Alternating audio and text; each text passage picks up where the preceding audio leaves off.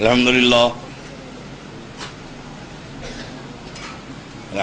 الذی کفا وسلام علی عبادہ الذین اصطفى اما بعد قال اللہ تعالی فی القرآن المجید والفرقان الحمید الی النبی الحبیب الکریم اعوذ باللہ من الشیطان الرجیم بسم اللہ الرحمن الرحیم هل يستوي الذین یعلمون ولا یعلمون صدق اللہ مولانا العظیم وبلغنا رسولہ النبی الامین الکریم ونحن علی ذلک لمن الشاہدین والشاکرین والحمد للہ رب العالمین. تو کونے میں ڈال دیں.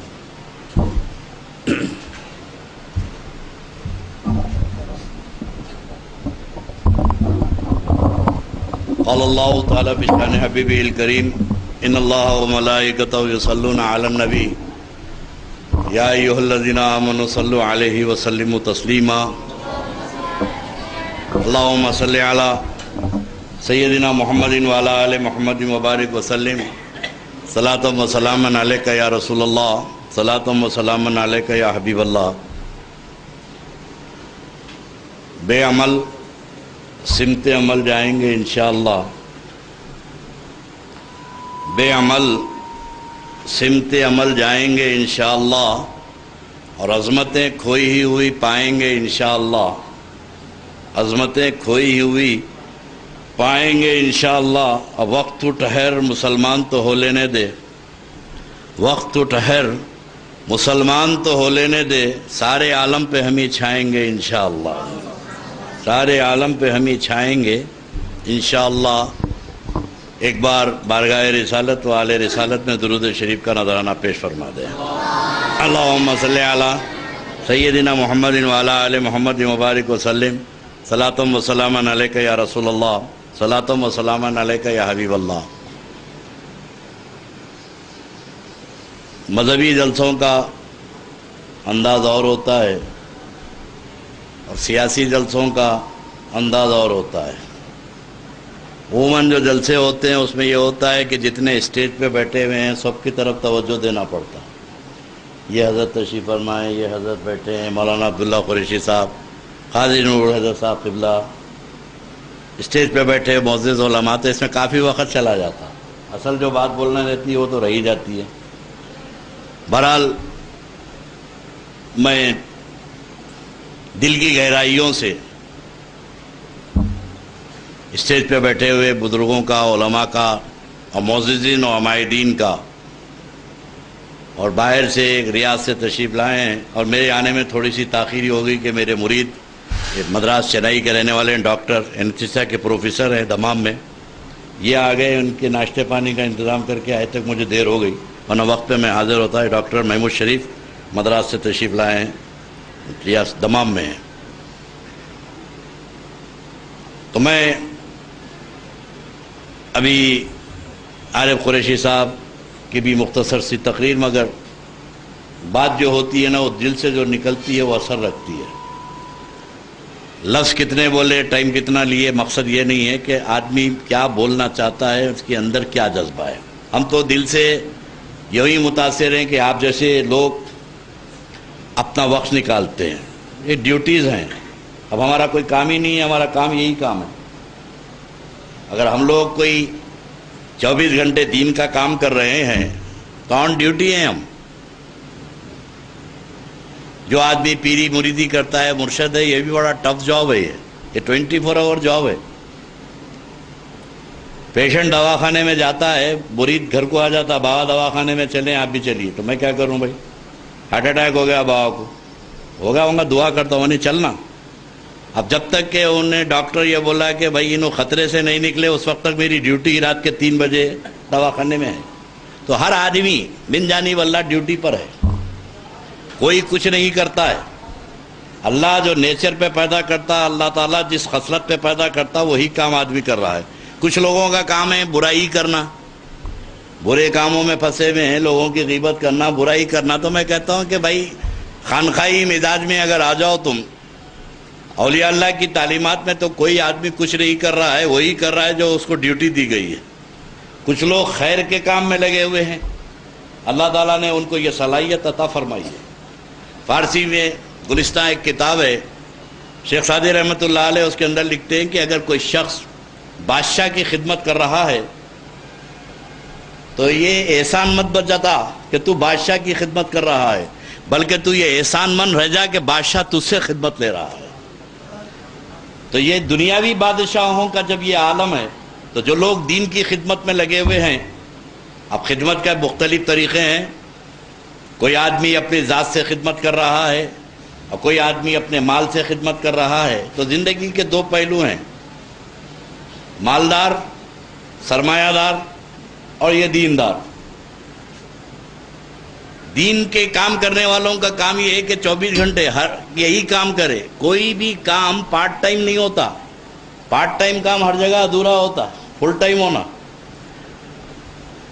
ہمارے بزرگوں میں میرے دادا کا ایک واقعہ ہے کہ حیدرآباد کے بہت بڑے نواب تھے، ناظم جنگلات، حضرت کے مرید تھے۔ حضرت کے پاس جب بھی آتے بولے سرکار تسبیح پڑھتے رہتے تھے، ہمارا دادا میرے حضرت، تو سرکار تسبیح دے دیجئے، تسبیح دے دیجئے، جانا آپ اپنا کام کرو، نہیں دیتے تھے۔ پھر آئے، جب بھی ملنے آتے سرکار تسبیح دے دیجئے، جاؤ۔ ایک دن ان کی موت پکاری، آئے، آ کے بولے سرکار تسبیح دے دیجئے، حضرت تسبیح دے دی ان کو۔ اب بڑی خوشی خوشی سرکار کی تسبیح لے لے کے پیر و مرشد کی گھر کو گئے، دوسرے دن دفتر کو گئے تو سسپینڈ ہو گئے، معطل ہو گئے نوکری سے، پریشان ہو گئے، غبن کا الزام، چوری کا۔ روتے ہوئے پیر کے پاس آئے، سرکار میری تو نوکری چلی گئی۔ بولا ٹائم ہی ٹائم ہے نا نواب، تسبیح پڑھو، بہت وقت ہے، پڑھو۔ ارے بولے میں کہاں پڑھوں گا، مر جاؤں گا۔ تو بولے کائی کو ڈرامہ کر رہا، دے دے تسبیح۔ بولے تو کوئی بھی کام فل ٹائم ہے، آپ جس لائن میں بھی ہو اس کے طور طریقے ہیں۔ ڈاکٹر ہے، اس کا فل ٹائم ہے، اگر وہ یہ بولے کہ پیشنٹ کو رات کے 2 بجے کیوں آئے تو بیماری بول کے آئے گی، یہ فل ٹائم جاب ہے۔ تو ایسے ہی دین کے جو علماء ہیں، اگر یہ دینداری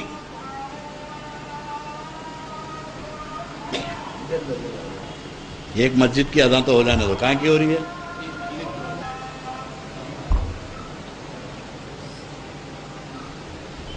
پاشا اوپر آؤ،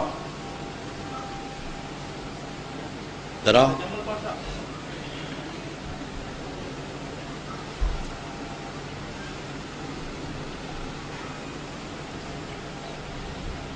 ہاں بیٹھے۔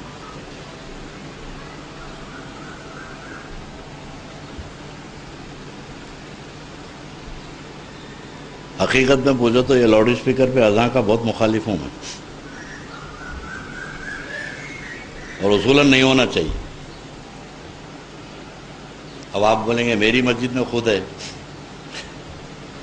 لیکن دل کی گہرائیوں سے میں مخالف ہوں لاؤڈ اسپیکر پہ اذان کا۔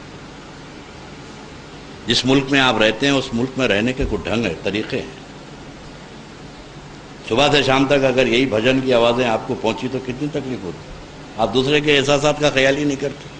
صبح 5 بج رہے ہیں، آپ باہر پورا حیدرآباد جاگ رہا اذان سے، اور مسجد میں جس مسجد میں اذان ہو رہی ہے لاؤڈ اسپیکر پہ حسینی عالم میں اذان ہو رہی ہے، چوک میں لوگ سن رہے ہیں، اور جا کے مسجد میں امام دیکھے فجر میں نماز پڑھنے والے 3 سے چوتھا نہیں آ رہا، تو پھر یہ لاؤڈ اسپیکر پہ اذان کیا کو دیا آپ؟ جو مسجد میں آنے والا ہے تم لاؤڈ اسپیکر پہ اذان دو یا نہ دو، وہ تو آ رہا ہے، اور جو نہیں آنا ہے چبوترے پہ بیٹھا ہے نہیں آ رہا ہے۔ تو بلا وجہ یہ لاؤڈ اسپیکر پہ اذان چلی آ رہی ہے، اب ایک ختم نہیں ہوئی دوسری شروع ہوتی، دوسری ختم نہیں ہوئی تیسری شروع ہوتی، تو چوک کی مسجد کی اذان میں کیوں سنوں بھائی؟ آدمی بیٹھا ہوا ہے، لیٹا ہوا ہے، چل رہی ہے اذان بس۔ تو بزرگوں کا پہلے کا طریقہ ہے کہ محلے کی مسجد ہے، محلے میں اذان دے دو، محلے والے آ رہے ہیں نماز پڑھ رہے ہیں۔ ہر مسلمان کو معلوم ہے کہ نماز کا وقت کیا ہے۔ اب یہ کہاں ہے مسجد؟ یہ ہاں بندرگوڑا، کتنی دور ہے یہاں؟ اذان تو میں سن رہا ہوں، جا رہے ہیں کون وہاں پر؟ بلا وجہ کی درود شریف پڑھ لیجیے گا۔ یہ مجھ پہ ڈبل ڈیوٹی ہو گئی ہے۔ مولانا عبداللہ قریشی صاحب کو جو ہے کھانسی ہے، تو ان کا بھی ٹائم میں لے لیا ہوں، حالانکہ دیے نہیں میرے کو، مگر اب ڈیوٹی پہ ہوں میں بھی۔ تو بات چل رہی تھی کہ اللہ رب تبارک و تعالیٰ جل مجدہ نے جب ہماری تخلیق فرمائی کائنات میں ہر ایک کی، تو اللہ نے ان کا نیچر بھی بنایا، طبیعتیں بھی اللہ ہی نے بنائی، کوئی کسی اپنے کسب کی چیز نہیں ہے۔ میں ہمارے نوجوان بچے اسکول میں پڑھ رہے ہیں، ان کو کچھ ایسے چیلنجز آئیں گے۔ ایک دفعہ میں ٹرین میں جا رہا تھا، کوئی ہندو وغیرہ بیٹھے ہوئے تھے، بولے ماंس کھاتے ہیں، مسلمان گوشت کھاتے ہیں، مسلمان گوشت کھاتے ہیں صاحب، ماتا کو کھا جاتے ہیں ہماری۔ تو میں نے کہا بھائی تم بھگوان کو مانتے، اللہ کو مانتے نا؟ ہاں، تمہارے مذہب میں جو بھی تمہارا جو کریٹر ہے، جو پیدا کرنے والا ہے، تو ظاہر ہے کہ جب اللہ نے، بھگوان نے جس نے بھی پیدا کیا، نیچر بھی وہ نہیں بنایا ہوگا، کھانے پینے کا نیچر بھی وہی بنایا نا۔ اب یہ گوشت کھانا میں تھوڑی اپنی طبیعت سے کھا رہا ہوں، اللہ نے مجھے پیدا کیا۔ کائنات میں اللہ نے جب مخلوق کو پیدا کیا، غور کرو تو 3 نیچر پہ، ایک دانا کھانے والے، ایک گھاس کھانے والے، ایک ماंس کھانے والے، گوشت کھانے والے۔ اب گاندھی جینتی ہے، مہاویر جینتی ہے، بن رہے تھے مسلخ، آج گوشت نہیں مل رہا۔ کیوں نہیں مل رہا بھائی؟ بولے گاندھی جینتی ہے، تو زو میں جا کے دیکھو آپ، گاندھی جینتی کے دن بھی گوشت ڈال رہے ہیں، شیر کے سامنے، ببر کے سامنے، چیتے کے سامنے گوشت ڈال رہے ہیں۔ وہ دن جا کے بولو نا شیر کو، آج ترکاری پہ کام چلاؤ، آپ گاندھی جینتی ہے۔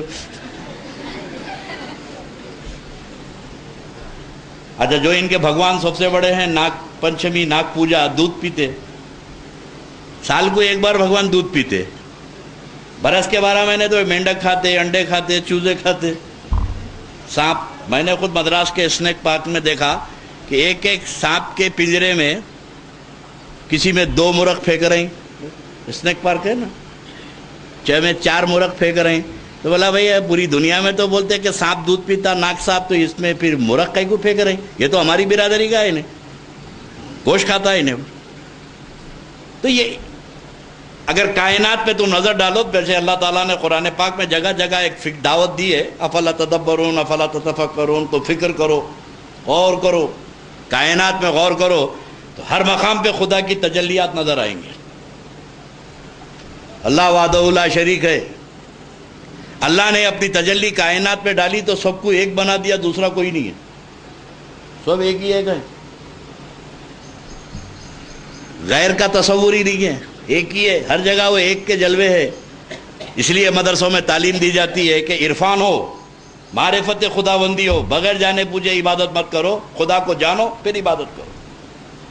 اسی کو وطن رحمت اللہ علیہ نے کہا تھا کہ پایا نہ حق کو بندہ کہلایا تو کیا ہوا، اندھے کی طرح رو کے پکارا تو کیا ہوا، اپنے مقام میں رکھ کے یار سے نہیں ملا، اور کعبے کو جا کے حاجی کہلایا تو کیا ہوا۔ خدا تو تیرے پاس ہے، ملا ہی نہیں، اپنے اندر ڈھونڈا کبھی اللہ کو، کبھی وجود میں ڈھونڈا؟ اللہ تیرے اتنے قریب ہے، یہاں اللہ سے نہیں ملا تو کعبے میں جا کے کیا تلاش کر رہا اللہ کو؟ خدا کو ڈھونڈو۔ اور یہی دینی مدرسوں میں، ان مدارس کی وجہ سے اسلام کی بنیادیں قائم ہیں۔ اگر یہ جنریشن، یہ نسلیں ختم ہو جائیں تو پھر نام لیوا بھی نہیں رہے گا۔ تو یہ سرمایہ دار جو ان اداروں کی مدد کرتے ہیں، وہ اپنے دین کو باقی رکھ رہے ہیں۔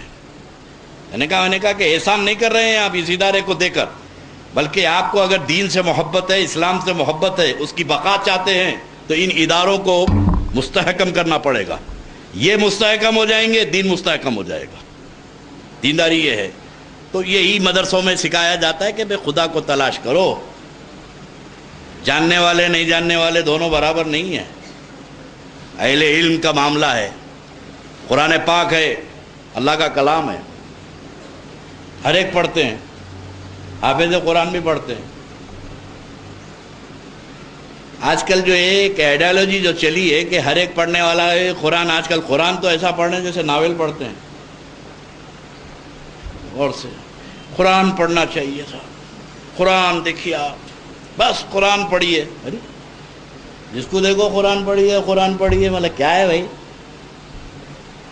قرآن پڑھے تو سمجھ میں آ جاتا،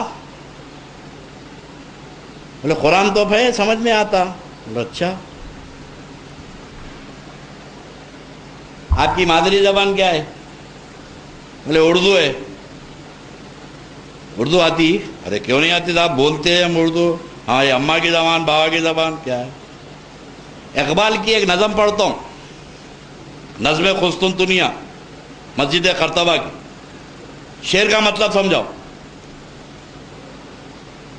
غالب کو سمجھاؤ، زبان اردو میں شاعری ہے، غالب کو سمجھاؤ۔ بولے نہیں تھا اتنی اونچی تو نہیں سمجھتے، بولا ارے عقل کے اندھے، بندے کا کلام نہیں سمجھتا تو بغیر علم کے اللہ کا کلام سمجھ رہا۔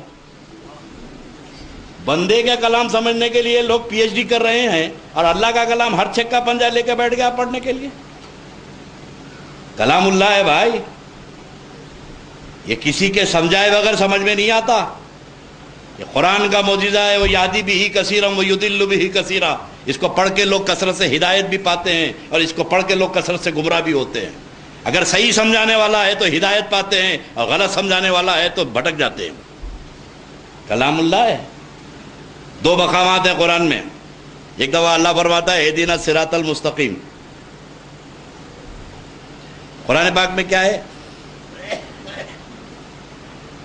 اللہ رب تبارک و تعالیٰ فرماتا ہے کہ یہ وہ کلام ہے، الف لام میم ذالک الکتاب لا ریب فیہ ھدی للمتقین میں اللہ رب تبارک و تعالیٰ ارشاد فرماتا ہے ذالک الکتاب لا ریب فیہ ھدی للمتقین۔ ایک جگہ قرآن پاک میں ھدی للناس، یہ لوگوں کو ہدایت دیتا ہے، لوگوں کو راستہ بتاتا ہے، اور ایک جگہ فرمایا کہ متقین کو راستہ بتاتا ہے، یہاں بتاتا نہیں ہے۔ اب مثال کے طور پہ کوئی صاحب بہادر پورے پہ کھڑے ہوئے ہیں، مجھ سے پتہ پوچھے، کوئی صاحب سے پتہ پوچھے ویسا وہ چار مینار جانا ہے مجھے، چار مینار کدھر ہے، راستہ پوچھ رہے ہیں، تو ہمارے احمد میاں جو ہے انہوں نے بتایا کہ آپ ایسا ادھر سے جائیے، یہ جاتے لیفٹ پہ مڑیے، لیفٹ پہ مڑ کے رائٹ پہ مڑیے، رائٹ پہ مڑ کے لیفٹ پہ مڑیے، رائٹ پہ مڑیے، رائٹ پہ مڑ کے سیدھا سیدھا چلے جائیے۔ اب انہیں لیفٹ رائٹ میں بجائے پرانے پل کے بعد رائٹ پہ مڑنے کو لیفٹ پہ مڑ گیا، جانا تھا چار مینار پہنچ گیا منگل ہاٹ۔ راستہ تو انہوں نے بھی بتایا۔ مولانا حافظ صاحب سے پوچھے کہ مجھے چار مینار کا پتہ بتائیے، تو بولے کہ جانا ہے، ہاں جا رہا ہوں میں، چھوڑ دیتا ہوں، میں ادھر ہی جا رہا ہوں، چھوڑ دیتا ہوں۔ راستہ انہوں نے بھی بتایا، راستہ انہوں نے بھی بتایا، انہوں نے راستہ بتایا، انہوں نے منزل پہ پہنچا دیا۔ تو ھدی للناس راستہ بتاتا ہے، اور راستے پہ پہنچتا وہ ہے جو متقی ہوتا ہے۔ یہ ہے قرآن۔ اب قرآن پاک کا راز پڑھنے کا اسٹیجز ہیں۔ یہ مدرسے میں حافظ قرآن بھی قرآن پڑھتے ہیں، مگر ہر قرآن پڑھنے والا ایک کیٹیگری نہیں ہوتی، سب ایک درجے میں نہیں ہوتے۔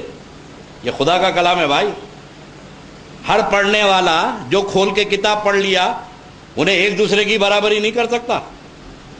حافظ قرآن بھی قرآن پڑھتا ہے، یہ لفظ کا حافظ ہے۔ حافظ قرآن یہ لفظ کا حافظ ہے، ورڈز کا حافظ ہے، انہیں یہ بھی قرآن پڑھ رہا، اور عالم دین بھی قرآن پڑھ رہا، یہ میننگ کا حافظ ہے، اس کے معنی جانتا ہے، اور اللہ کا ولی بھی قرآن پڑھ رہا، اس کے اسرار کا حافظ ہے۔ اسٹیجز ہے قرآن کے۔ حافظ قرآن جو قرآن پڑھ رہا اس کا تعلق ہونٹوں سے ہے، اور عالم دین جو قرآن پڑھ رہا اس کا تعلق دماغ سے ہے، اور اللہ کا ولی قرآن پڑھ رہا اس کا تعلق دل سے ہے۔ ہونٹوں سے لفظ یاد ہوتے ہیں، دماغ سے معنی یاد ہوتے ہیں، اور دل پہ اسرار کھلتے ہیں۔ تو قرآن کے بھی اسٹیجز ہیں۔ تو یہاں پر لفظ کے بھی حافظ بنائے جاتے ہیں، اور یہاں پر میننگ کے بھی حافظ بنائے جاتے ہیں۔ یہاں عالم دین بھی نکلتے ہیں، یہاں حافظ قرآن بھی نکلتے ہیں، اور اس کی تو بڑی فضیلت ہے۔ جیسے میں نے کہا تھا کہ بھائی ڈیوٹی ہے، آپ بھی کر رہے ہیں ڈیوٹی، ہم بھی کر رہے ہیں، ہر ایک آدمی اپنی ڈیوٹی کر رہا ہے جس کو اللہ نے پیسہ دیا ہے۔ اس کے تو بڑے فضائل ہے، باتیں بڑی طویل ہو جائیں گی، لیکن بڑی خوشخبریاں ان لوگوں کے لیے بھی ہے جن کے بچے حافظ قرآن بن رہے ہیں، اور ان کے لیے بھی بڑی خوشخبری ہے جو ان کو کوآپریٹ، ان کا تعاون کرتے ہیں۔ اور ثواب کا کام تو اللہ کے ہاتھ میں ہے، بندوں کے ہاتھ میں تھوڑی ہے دینا دلانا۔ لوگ پرسنٹیج بتاتے اتنا پرسنٹ ملتا ہے، ارے دینے والے کے پاس کوئی کمی نہیں ہے، دامن تمہارا تنگ ہے، انہیں حساب سے دے رہا، وہ جب دے رہا ہے تو بے حساب دے گا۔ جب ہم کو یہ معلوم ہے کتنے لوگ بینکوں میں لوٹ گئے، پردیسی دیتا ہے اتنے پرسنٹ تو رکھا دیا بھاگ گیا، الفلاح والا بھاگ گیا. ارے کاہے کے لیے ڈوبے رہے؟ اتنے % دے رہا تھا انہیں. اور انسان کتنا مسلمان ہو کے کتنا بے بہرا ہے. بندہ بولا میں 14% دے رہا ہوں, کوئی بولا میں 10% دے رہا ہوں, تو لے آ کے رکھا دیے. اور دینے والا خالق کائنات بول رہا میں بے حساب دوں گا, رکھانے کو تیار نہیں. اللہ بول رہا میں بے حساب دوں گا, مگر وہ فکس ڈپازٹ کے لیے تو کہ تیار نہیں ہے. پھر دعویٰ یہ کرتا ہے کہ مومن ہے. اگر واقعی مومن ہے تو زبان سے بول دینا مومن اور ہے, دل سے بولنا, دل اور زبان میں مطابقت ہونا. سرکار پیران پیر غوث اعظم دستگیر محبوب سبحانی سرکار غوث اعظم واز فرما رہے تھے, قضاء و قدر پہ بول رہے تھے. بالقدری خیری و شرری من اللہ تعالیٰ, جو کچھ ہے کائنات میں کوئی چیز نفع و نقصان کی مالک نہیں ہے. وہ چاہے تو سب کچھ ہے, وہ نہیں چاہا تو, یہی تو ہے نا بھائی. انہیں چاہا تو سب کچھ ہے, انہیں نہیں چاہا تو کچھ بھی نہیں ہے. انہیں چاہا بچانا تو ہوائی جہاز سے گرا کے بچا دیا, اور جب نہیں چاہا تو پلنگ سے گرا کے مار ڈالا. کیونکہ اس نے مشیت رکھ دی کہ موت. اس لیے بندہ مومن جو ہے ہمیشہ اللہ پہ راضی رہے, راضی برضا رہے. کوئی چیز نہ نفع پہنچاتی ہے نہ نقصان پہنچاتی ہے. دوائیں لے رہے ہیں آپ ڈاکٹر صاحب کے پاس, پینیسلین کا انجیکشن لیے, ڈاکٹر بولا 60 انجیکشن لو, 59 لیے اچھے تھے, 60 لیے مر گئے. کیا ہوا بھائی 60 میں؟ تو ریئیکشن ہوا. بولے وہ کیسا ہوتا ہے ریئیکشن؟ ریئیکشن میں ہوتا تو 59 میں کیوں نہیں ہوا؟ حقیقت یہ ہے کہ جب تک اللہ چاہا 59 میں فائدہ رکھا, جب نہیں چاہا تو 60 میں مار ڈالا. کیونکہ اثر مؤثر وہ ہے, حقیقی اثر رکھنے والا پروردگار.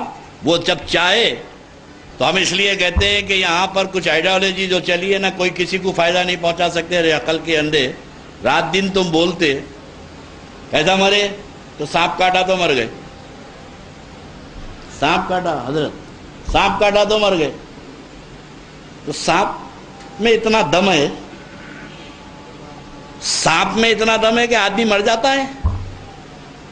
مارنے والا تو اللہ ہے, انہیں کہاں سے آ گیا؟ موت کا مارنے والا تو اللہ ہے. تو بولے نہیں, اللہ نے ذریعہ بنایا تھا, سانپ میں زہر دیا, انہیں ایسا ڈسا تو آدمی مر جاتا. اللہ خدا کی قدرت, تیری توحید میں اور ہماری توحید میں یہی تو فرق ہے.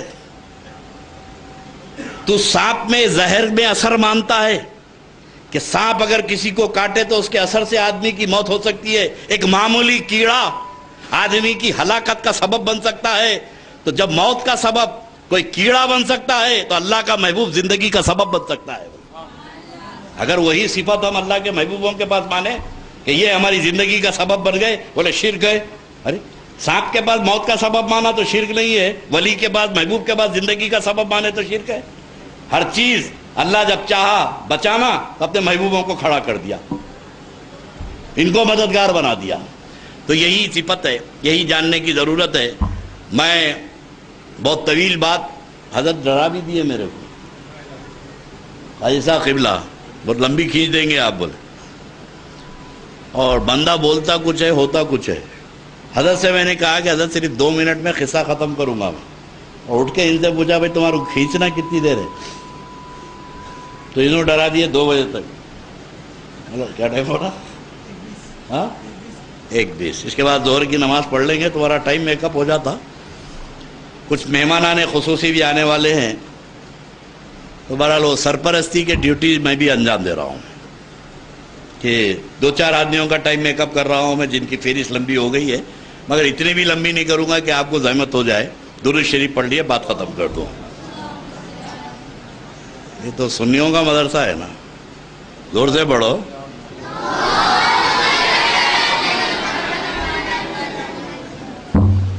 یہ مدرسے تو بہت ہیں حیدرآباد میں, مدرسوں کی کمی نہیں ہے. ہر آدمی اپنے ڈھنگ سے مدرسے میں تعلیم دے رہا ہے. باب العلم کا مقصد یہ ہے کہ جس فیض کو, جس عقیدے کو تم مانتے ہو اس کی حفاظت ہو. بنیاد ہے, اگر بنیاد صحیح ہے تو ٹھیک ہے. بات چیزیں بہت چھوٹی ہوتی ہیں جن کی اگر غور سے دیکھے تو کوئی بات کہ امپورٹنٹ نہیں ہوتی. اب درود و فاتحہ یہ نہ فرض ہے نہ واجب ہے. آج کل لوگ بولتے ہیں نا بھائی، تو ہم کہتے ہیں کہ ہم خود نہیں مانتے بھائی، یہ نہ فرض ہے نہ واجب ہے. فاتحہ دلاتے دلاؤ، نہیں دلاتے مت دلاؤ. مگر ایک آئیڈینٹیفیکیشن ہے، آئیڈینٹی ہوتی ہے، ایک پہچان ہوتی ہے. اگر آئیڈینٹی ختم ہو گئی تو پھر آدمی کامن ہو جاتا. فاتحہ، نیاز، سلام، جھنڈا نہ فرض ہے نہ واجب ہے، مگر ہماری اپنی پہچان ہے، یہ ہماری علامت ہے. یہ اگر علامت ختم کر دو تو قصہ ہی ختم ہو جاتا، جھگڑا کا ہے. تو اسلام کے بہت سارے فرقے ہیں، ہر ایک کی اپنی اپنی آئیڈینٹی ہے. ہر فرقہ اپنے مزاج سے پہچانا جاتا ہے. محرم کے مہینے میں کالے کپڑے پہنے، دیکھتے ہی پہچان لیتے آپ کہ اسلام کے ایک فرقے سے تعلق رکھتے ہیں، شیعہ ہیں. پیشانی پہ نہیں لکھا ہوا ہے. بورے کی دکان پہ جاتے ہی پہچان لیتے، بورے کی دکان ہے، پیشانی پہ لکھا ہوا ہے بورا ہے بول کے. ان کی ایک آئیڈینٹی ہے. چراغ گلی گلی میں گئے تو کھوجے کی دکان کو دیکھ کے سمجھ جاتے آپ کھوجا ہے. انہیں آئیڈینٹی ہے اس کی. ہر قوم، ہر جماعت اپنی آئیڈینٹی سے پہچانی جاتی ہے. تو اہل سنت والجماعت یہ بھی ایک جماعت ہے، ان کی بھی پہچان ہونا. یہ مولانا عبداللہ قریشی صاحب بیٹھے ہیں، جب اصول الشاسی ایک عربی کی کتاب ہے، فقہ کی اصول کی کتاب ہے، پڑھائی جاتی ہے نظامیہ میں. یا قدوری کے حاشیے پہ امام اعظم ابو حنیفہ کا ایک قول ہے. کسی نے امام اعظم ابو حنیفہ سے، امام سے پوچھا، اور امام اعظم کل کے تو نہیں ہے نا بھائی؟ امام اعظم ابو حنیفہ کل کی کوئی مولانا تو نہیں ہے. آدھی دنیا جن کی اقتدا کر رہی ہو وہ امام. ان سے کسی نے پوچھا کہ امام اہل سنت والجماعت کی پہچان کیا ہے؟ اہل سنت والجماعت کسے بولتے ہیں؟ تو امام اعظم فرماتے ہیں کہ تفضیل الشیخین، حب الختنین، مسح علی الخفین. اہل سنت والجماعت کسے کہتے ہیں؟ تو امام اعظم نے کہا کہ جو حضرت ابو بکر اور حضرت عمر کو افضل مانے وہ سنی. جو حضرت ابو بکر و عمر کو افضل مانے وہ سنی، اور جو حضرت مولائے کائنات شیر خدا اور حضرت عثمان غنی سے جو محبت کرے وہ سنی. اور مسح علی الخفین، جو خف کے اوپر، موضع کے اوپر مسح کرے وہ سنی. اے امام، یہ کون سا سنی کی آئیڈینٹی ہے؟ سنت الجماعت تو وہ ہونا چاہیے جو 5 وقت کی نماز پڑھے وہ سنی، جو رمضان کے روزے رکھے وہ سنی، جو زکوٰۃ دے وہ سنی، جو حج کرے وہ سنی. امام اعظم نے نہ یہ نہیں کہا کہ روزے رکھنے والا سنی، نماز پڑھنے والا سنی، زکوٰۃ دینے والا سنی. وہ تو کام ہو رہا تھا. ابو حنیفہ کے زمانے میں نمازیں بھی پڑھی جا رہی تھی، روزے بھی رکھے جا رہے تھے، مگر اپنی آئیڈینٹی روک نہیں رکھ رہے تھے. تو امام اعظم نے کہا کہ ان سے الگ ہونا ہے، شیعوں سے الگ ہونا ہے تو ابو بکر و عمر کا نام لیتے رہو، اور خارجیوں سے الگ ہونا ہے تو علی کا، عثمان کا نام لیتے رہو. یہ آئیڈینٹی ہوئی. تو ہر زمانے میں آئیڈینٹی بدلتی رہی. اس زمانے میں اس میں ایڈیشن ہوتے رہے، بدلتی نہیں رہی، ایڈ ہوتا رہا.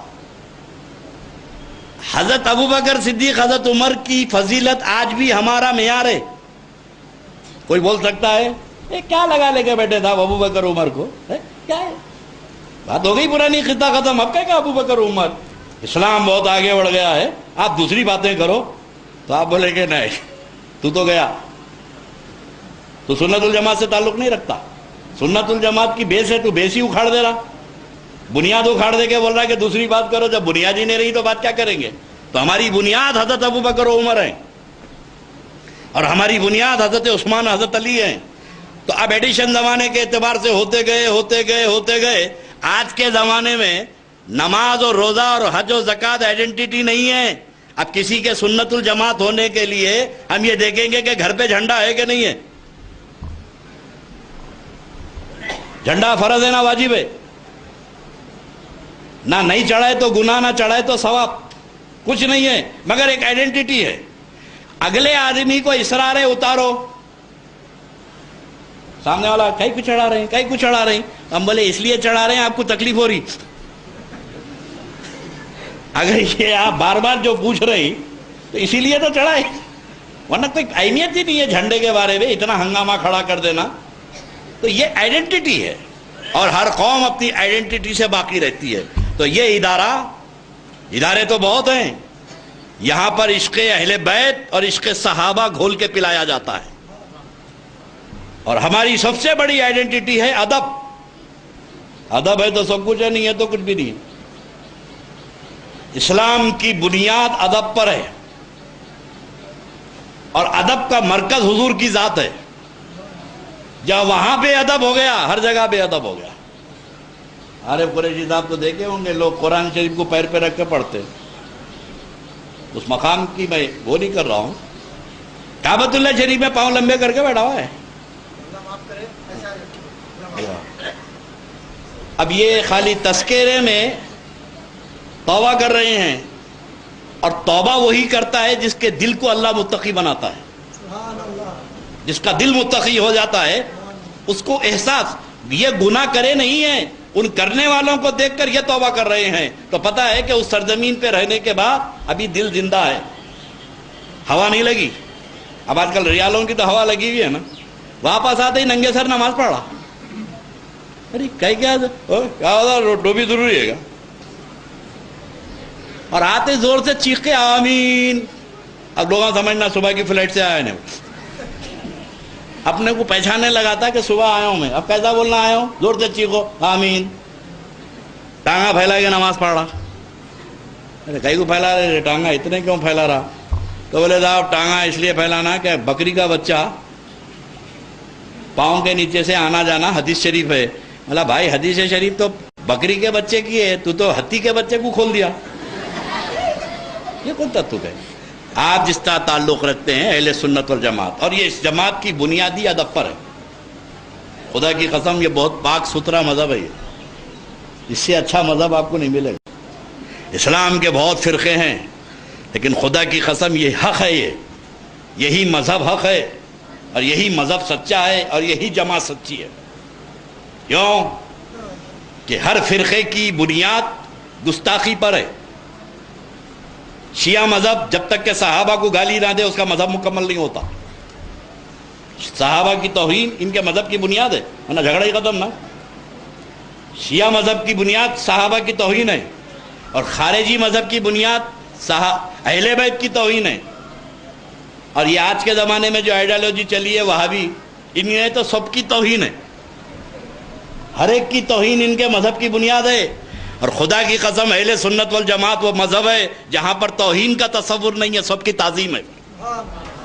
ہمارے پاس ادب ہی ادب ہے, توہین. ارے جب نبی کے نام لیواؤں کا ہم اتنا ادب کرتے ہیں تو آقا کا کتنا ادب کرتے ہوں گے, کیونکہ یہ مذہب کی بنیاد ادب پر ہے. اور یہ مدرسہ باب العلم اس کی بنیاد بھی ادب پر ہے. اگر تعظیم ہے تو سب کچھ ہے, تعظیم نہیں ہے تو شیطان کا چیلا ہے وہ. اصل ہے جھگڑا تعظیم پر ہے, ورشپ پہ تو جھگڑا ہوا ہی نہیں نا. شیطان نہیں کرا ورشپ پہ جھگڑا, تو یہ کیا کریں گے؟ شیطان اللہ کی عبادت پہ راضی ہے, مگر آدم کی تعظیم پہ راضی نہیں ہے. اللہ نے آدم کو سجدے کا حکم دیا کہ آدم کو سجدہ کرو, اسجدوا لآدم, آدم کو سجدہ کرو. اور وہ آدم کو سجدہ ورشپ کا نہیں تھا, وہ ورشپ کا سجدہ تو اللہ کو کر رہا تھا شیطان. آدم کا سجدہ, اور یہ ایک بات طے کر لینا, سجدے دو قسم کے ہیں, ایک ورشپ ایک ریسپیکٹ. پہلی امتوں میں ریسپیکٹ کا سجدہ تھا, یہ عیسیٰ علیہ السلام تک ہوا. ہمارے آقا نے پسند نہیں فرمایا, حضور نے فرمایا میں پسند نہیں کرتا. اب اگر کوئی ریسپیکٹ کا سجدہ کرتا بھی ہے تو یہ شرک نہیں ہے. یہ اگر تعظیم کا سجدہ کرتا ہے یہ شرک نہیں ہے, یہ حضور نے منع فرمایا, اب حرام ہے, ناجائز ہے. حضور نے منع. اگر کوئی کسی جگہ جھک رہا ہے تو آپ اس کو شرک کا حکم نہیں لگا سکتے, کیونکہ تعظیم کا سجدہ ہر امت میں الاؤ رہا, ہر شریعت میں الاؤ رہا, سرکار نے پسند نہیں فرمایا. آدم علیہ السلام کو سجدہ ہوا, وہ ورشپ کا نہیں تھا, وہ ریسپیکٹ کا تھا, عبادت کا نہیں تھا, تعظیم کا تھا. تو شیطان آدم کو سجدہ نہیں کرا, تو کس لیے نہیں کرا؟ تعظیم نہیں کرنا چاہتا تھا. انہیں بھی سمجھتا تھا کہ آدم کے سامنے جو جھکا رہے ہیں وہ تعظیم کے لیے, تو اب تعظیم کا انکار کرا. تو پہلا جھگڑا عبادت پہ نہیں ہے, تعظیم پر, ادب پر ہے. اور آج بھی پوری دنیا میں جن سے ہمارا جھگڑا چل رہا ہے عبادت پہ جھگڑا نہیں ہے. عمرے کو وہ بھی تیار, عمرے کو ہم بھی تیار, طواف کو وہ بھی تیار, طواف کو ہم بھی تیار, صحیح کو وہ بھی تیار, ہر کام میں وہ تیار, لیکن جب ادب کا معاملہ آتا ہے تو کھڑے ہو جاتے ہیں. عبادت کریں گے ادب نہیں کریں گے تو مزاج شیطان کا آج تک چل رہا ہے، انہیں بھی عبادت کو تیار ہے، تعظیم کو تیار نہیں ہے۔ تو کچھ جماعتیں ایسی ہیں جو عبادت کو تیار ہیں، تعظیم کو تیار نہیں ہیں۔ تو تعظیم اصل بنیاد ہے، اور یہ اہل سنت والجماعت کا ادارہ، بہت سارے ادارے ہیں، آپ حضرات اس ادارے کو تعاون اس لیے کرتے ہیں کہ یہاں پر تعلیم کے ساتھ ادب ہے، اور دوسرے اداروں میں صرف تعلیم ہے، ادب نہیں ہے، احترام نہیں ہے۔ ارے جب آقا کا احترام نہیں ہے تو جو لوگ جا کے دیکھیں کعبے کی طرف پاؤں لمبے کر کے لیٹا ہوا ہے، مطلب بھائی ادھر سیدھا کر، کعبے کو دیکھ رہا ہوں، دیکھنے کے لیے ادھر پاؤں کرنا۔ خدا کی قسم ہمارے بزرگوں نے جو ہم کو سکھایا، ہم یہاں رہ کے کعبے کی طرف پاؤں لمبے نہیں کرتے، حیدرآباد میں رہ کے پاؤں ادھر نہیں کرتے، انہیں کعبے میں رہ کے پاؤں لمبے کرتا۔ قرآن شریف پاؤں پہ رکھ کے پڑھتے ہیں، اور ہم تو ہمارے بچپنے میں دیکھے ہیں کہ اگر پیٹھ کے پیچھے سے کوئی قرآن شریف لے جا رہا تو پلٹ جاتے۔ یعنی ہمارے ایمان کو یہ گوارا نہیں ہے کہ اللہ کے کلام کو ہماری پیٹھ ہو جائے، پیر پہ رکھنے کا تو تصور۔ یہ اس لیے بے ادب ہو گئی قوم، ان کے دل سے اللہ کے نبی کی محبت نکل گئی ہے۔ جب تعظیم نبی نکل گئی تو پھر کس کی تعظیم کریں گے؟ تو اصل ہے حضور کی ذات۔ تو میں آپ حضرات کا تہ دل سے استقبال کرتا ہوں، اور یہ معاونین، مجھے معلوم ہوا کہ نواب فضل جا جو ہے اس مدرسے کے کافی بڑے معاون میں ہیں۔ بلا بھائی یہ تو ہر آدمی بھی نیچر پہ ہوتا، اب ان کے خاندان کے بزرگوں نے تو جامع نظامیہ قائم کر دیا، جو آج دنیا میں سارے ڈنکے بجا رہے ہیں۔ اب اسی خاندان کے ایک فرد نے اگر باب العلم کی مدد کی ہے تو کوئی نیا کام نہیں کیا، جو ان کے بڑوں نے کیا وہی کام وہ کر رہے ہیں۔ ہر آدمی اپنے بڑوں کی وراثت کو قائم رکھتا ہے۔ تو میں ہمارے عارف قریشی صاحب، نام سنا میں سعودی عرب میں مگر کبھی اتفاق نہیں ہوا دیکھنے کا، اور فضل جا صاحب، یہ جتنے حضرات تشریف لائے ہیں، اور یہ پرانے ہمارے خاندان میں جس تاریخ سے مدرسے کی بنیاد پڑی ہے اس تاریخ سے لگے ہوئے ہیں یہ، اور جس اخلاص سے انہوں نے ادارے کی جو خدمت کی ہے، مگر ان کی تو روح خوش ہو رہی ہوگی کہ کس مدرسے کی میں نے کام شروع کیا، یہ مدرسہ کہاں تک پہنچ گیا۔ اور ابھی حضرت مولانا عبداللہ قریشی صاحب سے میں نے کہا کہ جامع نظامیہ کی برانچز میں جتنی ترقی اس ادارے نے کی ہے، مجھے ہندوستان میں اور کوئی ادارہ نظر نہیں آتا۔ اور یہ مدرسے کی سب سے بڑی خوبی میں نے اس سے پہلے بھی بیان کی کہ ہر ادارے کو سیٹوں نے چندہ دیا ہے، نوابوں نے دیا، سرمایہ داروں نے دیا، یہ واحد ادارہ ہے جس کو علماء نے چندہ دیا ہے۔ آپ بھی کفالت فرماتے ہیں، جامع نظامیہ کے ایک ایک عالم ایک ایک بچے کا خرچہ اٹھاتے ہیں، اور مولانا عبداللہ قریشی صاحب کا تو عالم ہے کہ اس مدرسے کے لیے اوپن بجٹ ہے، جب بھی ضرورت ہو آگے پیسے لے جائیں۔ تو بولا اس مدرسے کی کیا خوبی ہوں گی۔ اور میں کہتا ہوں کہ حضرت شیخ الاسلام امام اہل سنت حضرت فضیلت جنگ رحمۃ اللہ علیہ کی توجہ اس ادارے کی طرف کتنی ہے کہ اس ادارے کے سپوت اپنا پیسہ اس ادارے پہ خرچ کر رہے ہیں۔ تو اللہ کے ولی کی نظر کرم ہے، غوث اعظم، پیران پیر محبوب حسانی، غریب نواز، یہ سارے اولیاء اللہ کی روحانیت اس طرف متوجہ ہے، آج یہ ترقی کے راستے پہ گامزن ہے۔ انشاءاللہ جب بھی آئیں گے اس میں آپ نئے نئے چینجز دیکھیں گے۔ عمارت واقعی کم پڑ گئی تھی، لیکن تھوڑی سی سہولت ہو جائے گی اگر اہل خیر حضرات توجہ فرمائیں۔ اور جیسے ہمارے عارف قریشی صاحب نے ایک اچھا مشورہ دیا، اب ہماری پہنچ تو وہاں تک ہوتی نہیں بھائی، مدینہ یونیورسٹی کو جانا، جدہ یونیورسٹی کو جانا، اول تو جانا نہیں، پھر دوسرا یہ نام دیکھتے ریجیکٹ ہو جاتا۔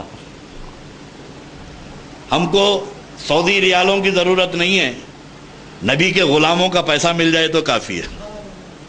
سرکار کے چاہنے والوں کے پیسہ عقل حلال کا، اب ان کا پیسہ لیں گے تو ان کا منشا پورا کرنا پڑے گا، ان سے دولت لیں گے تو ان کے ایجنٹ کے پاس جانا پڑے گا، یہاں پر حضرت پیسے ہونا، حضرت بولے میرج بن ہو گئے بابا، اب تمہارے کہاں سے دیتا ہوں، پہلے بہت جاتا تھا میں، میرے ہی بن ہو گئے یار، تو اب ان کے انداتا ان کو ہی بند کر دیے تو ہم کو کون دینے والے ہیں۔ اور خدا کی قسم یہ ادارے والوں کا منشا نہ سعودی ہے، نہ امریکہ ہے، نہ کینیڈا ہے، ان ادارے والوں کی نظر نبی پہ پاک صلی اللہ علیہ وسلم کی ذات ہے، اللہ رب تبارک و تعالیٰ کی ذات پہ بھروسہ ہے، اور نبی کی ذات پر عقیدہ اور ایمان ہے۔ انشاءاللہ کسی ریال اور ڈالر کے بغیر انشاءاللہ یہ ادارہ پھلتا رہے گا، یہ ادارہ پھیلتا رہے گا، اور یہ ترقی کے راستے پہ گامزن رہے گا۔ میں یہاں کے ہر طالب علم اور کے لیے دعا گو ہوں اور اس کے معاونین کے لیے خصوصی دعا گو ہوں. اللہ رب تبارک و تعالیٰ ان کی خدمت کو قبول فرما لے. پروردگار ان کی عمر و اقبال میں ترقی عطا فرمائے. پروردگار ان کو ہر بلا و آفات سے محفوظ و معمون فرما دے. زندگی میں یہ بچوں کی خوشیوں کو دیکھ رہے ہیں, دینی طلباء کی خوشیوں کا یہ خیال رکھے مولا, ان کی اولاد کو ہمیشہ خوش و آباد رکھ. صلی اللہ تعالیٰ علی خیر خلق محمد وآلہ وصحبہ اجمعین برحمتک یا ارحم الراحمین. کھڑے ہو جائیں. الصلاۃ والسلام. عندنا نورا مبینا مصطفیٰ ما جاء الا رحمتا للعالمین. یا نبی سلام علیکہ, یا رسول سلام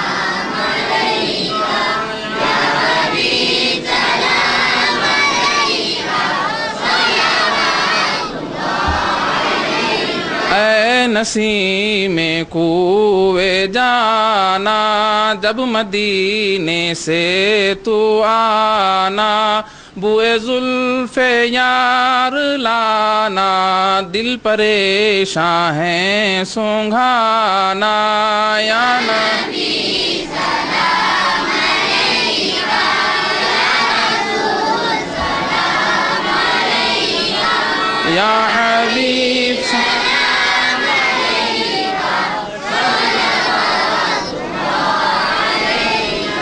یا رسول اللہ. واسطہ آل آبا کا, جملہ اصحاب ولا کا, واسطہ غوث الورا کا, غم نہ ہو روز جزا کا.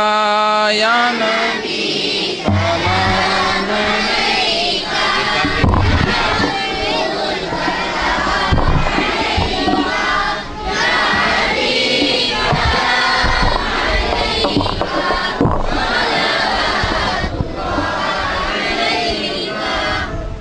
الصلاة والسلام علیکہ یا رسول اللہ, الصلاة والسلام علیکہ یا حبیب اللہ, الصلاة والسلام علیکہ وعلى آلک واصحابک وذریتک وازواجک اجمعین. سبحان ربک رب العزة عما یصفون وسلام علی المرسلین والحمد للہ رب العالمین. الفاتحہ. اعوذ باللہ من الشیطان الرجیم. بسم اللہ الرحمن الرحیم. نعوذ باللہ من الشیطان الرجیم.